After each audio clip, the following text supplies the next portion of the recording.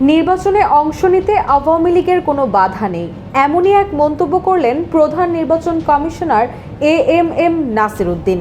সরকার বা আদালত যদি আওয়ামী লীগকে নিষিদ্ধ না করে তাহলে দলটির নির্বাচনে অংশ নিতে কোনো বাধা নেই।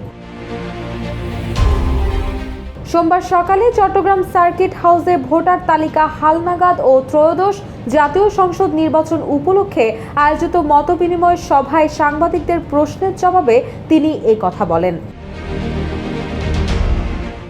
এএমএম নাসির উদ্দিন বলেন, আওয়ামী লীগ যেহেতু নিবন্ধিত রাজনৈতিক দল, তাই রাজনৈতিকভাবে বা আদালত নিষিদ্ধ না করলে নির্বাচনে আসতে কোনো বাধা নেই। সুষ্ঠু ও গ্রহণযোগ্য নির্বাচন করতে কমিশন বদ্ধপরিকর। সিইসি বলেন, এখন নির্বাচন কমিশন সম্পূর্ণ স্বাধীন। ডানে বামের বা বহির্বিশ্বের কোনো চাপ নেই। এখন আমরা বিবেকের চাপে আছি। এদেশে ভালো নির্বাচন করাও সম্ভব, খারাপ নির্বাচন করাও সম্ভব।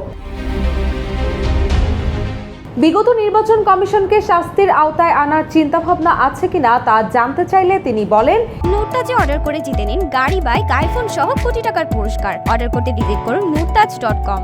এটা নির্বাচন সংস্থার কমিশনের বিষয়।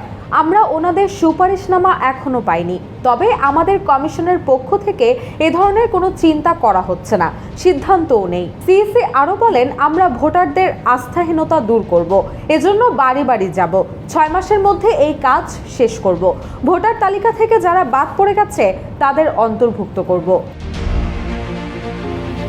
প্রধান নির্বাচন কমিশনার বলেন, আপনাদের বলতে চাই, এবারের নির্বাচন আগের মতো হবে না।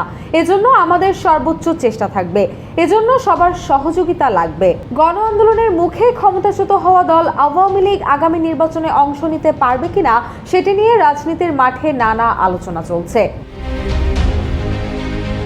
এদিকে বাংলাদেশে গণ আন্দোলনের নেতৃত্বে দেওয়া ছাত্ররা বিভিন্ন সংস্কার করে অনুষ্ঠিতব্য আগামী নির্বাচনে আওয়ামী লীগকে সুযোগ না দেওয়ার কথা বলছে। ছাত্রনেতাদের দাবি, জুলাই হত্যাকাণ্ডে শেখ হাসিনার বিচার না হওয়া পর্যন্ত পতিত আওয়ামী লীগকে নির্বাচন করার সুযোগ যেন না দেওয়া হয়। রুশা সুর, জয় জয় দিন।